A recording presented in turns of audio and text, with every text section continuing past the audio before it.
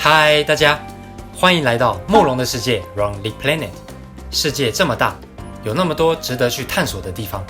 我心中一直有一些梦幻路线想要尝试，不管是穿越欧亚的丝绸之路，还是美式文化中的 road trip 公路旅行，或者是骑摩托车穿越拉丁美洲的骑行冒险，这些都是我很想尝试的目标。不过这段时间，全球都受到疫情的打击，身为一个旅行爱好者，也只能乖乖宅在家里。那今天就来聊聊，等到疫情过后，最想再造访的旅游地点。我想了想，选出了3个地区。这3个地区呢，都是我曾经在当地生活、工作过一段时间，也透过旅行走了不少地方，认识了一些当地朋友。那评选的标准非常主观，都是我认为可以当成自己家来玩的地方，给大家参考。希望这些地方的疫情能够早日控制。那我们就开始吧。第一个，菲律宾海岛。讲到菲律宾，可能有些人会先想到首都马尼拉的拥挤跟治安问题。不过，我可以用经验告诉你，大部分的菲律宾人都很热情开朗，乐天派就对了。有什么事唱个歌、跳个舞，睡觉起来就没事了。之前我刚好遇上了菲律宾的 Sinulog 仙奴洛节，影片我把它放在右上方资讯卡连结。你在沿路上遇到的人，不管认不认识，一起跳就对了。Dancing here。既然提到菲律宾，就不能不提到菲律宾的海岛。菲律宾是个可以满足你对所有美好海岛想象的地方，真的是各种无敌海景。热门的海岛像是之前曾闭岛一阵子，又重新开放的长滩岛，跟宿务薄荷周边的海岛都很热门。还有近几年来，不管是背包客还是度假度蜜月的海岛胜地，巴拉望、El Nido、爱尼岛跟 Colón 科隆，都已经越来越多人到那边了。我很希望这些地方能够留有一点以前的样子。如果你是个 beachaholic 海滩狂热者，你可以找个热门的海滩来杯 mango shake 芒果冰沙，这是其中一项我的最爱。椰子汁吗？也是可以啦。或是找个人迹罕至的小岛，享受没人打扰的时光。再来是重点，没玩过 island hopping， 没玩过跳岛，别说你玩过菲律宾。去菲律宾一定要跳岛就对了。所谓的跳岛，就是有艘船带你去各个附近的岛玩，例如一天去3-4个小岛。第一个岛 snorkeling 玩浮潜，第二个岛 kayaking 玩皮划艇，第3、第4个岛登岛健行或在沙滩上休息。也有可能都放你在岛上自由活动，看行程怎么安排。我曾经和几个国外背包客参加 El Nido 的 Package Tour， 他把2个最热门的 A 跟 C 跳岛行程结合。第一天 A 跳岛行程完，当天船不开回镇上，直接开去一个无人岛。因为是无人岛，所以就很自然这样，很特别的体验。我们在那边露营度过了一个难忘的夜晚，我现在想到都很怀念。如果你是个潜水员来菲律宾，恭喜你，钱好钱满。自由潜水跟水肺潜水员都能在这边找到他们最爱的潜点，例如 Mo'ar Bo'ar， 有些人讲 Marble 或墨宝，那边可以看沙丁鱼风暴。还有薄荷邦老的巴里卡萨 Island， 可以看捷克鱼风暴。马拉巴斯瓜，妈妈拍丝瓜岛的长尾鲨。你喜欢历史就去苏比克湾跟 Colón 潜下去看沉船。菲律宾就旅游会碰到的沟通上来说是很方便的。Tagalog 他加祿语是他们的主要语言，此外还有宿务语 Cebuano 等其他地区语言。不过因为曾经被西班牙还有美国殖民，你在街道上会看到一些西班牙文，日常用语有时也会掺杂一点西班牙语，例如打招呼你好，在菲律宾也是讲 Como está， 而英文甚至后来成为他们的官方语言之一。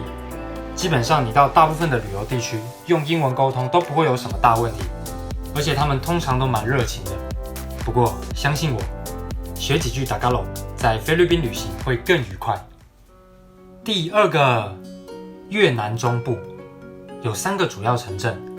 顺化是越南阮氏皇朝的最后首都，在那边感觉很像穿越到好几十年前。岘港就是交通方便、海滩绝美的滨海城市。惠安则是融合各种风格的古早贸易港口。粤式、中式、日式、西式各种建筑都可以在这座小镇看到。我喜欢中部的其中一个原因就是交通方便。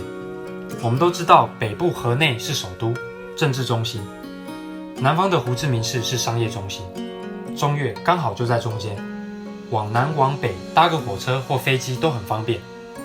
再来就是物价较低，尤其是顺化，是我在越南旅行过最便宜的地方之一，只要不要到专卖观光客的店就是了。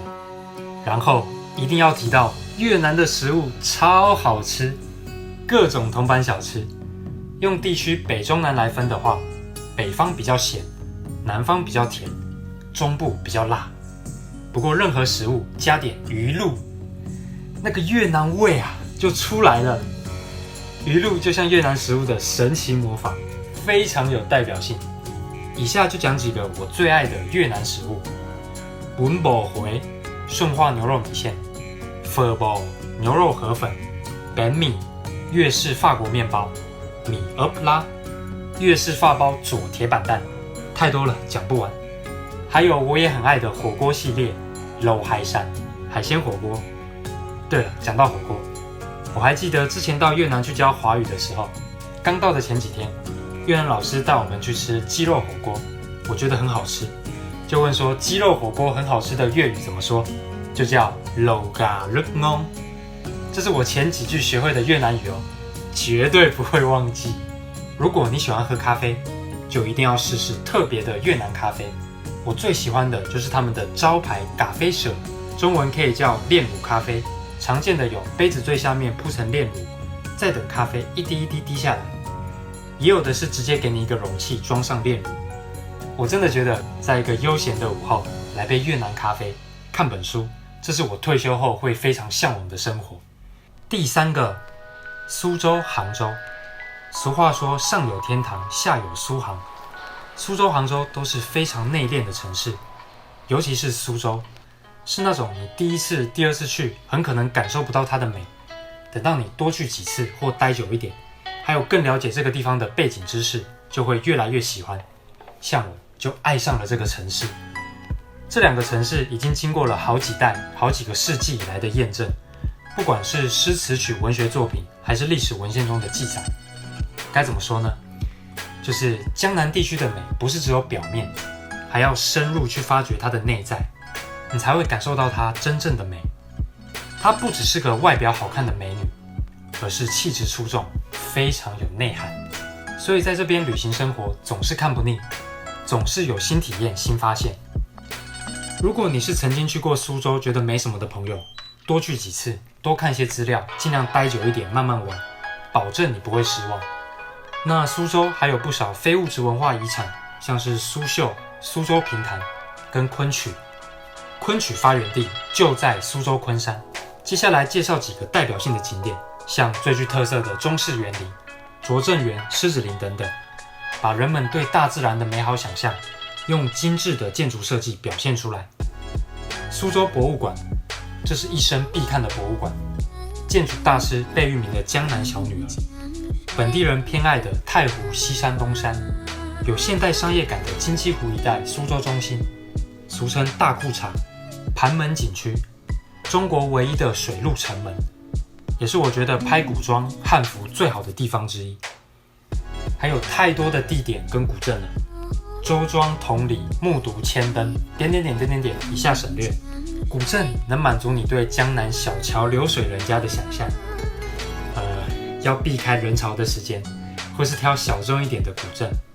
除了这些，当然也有大气的大运河文化。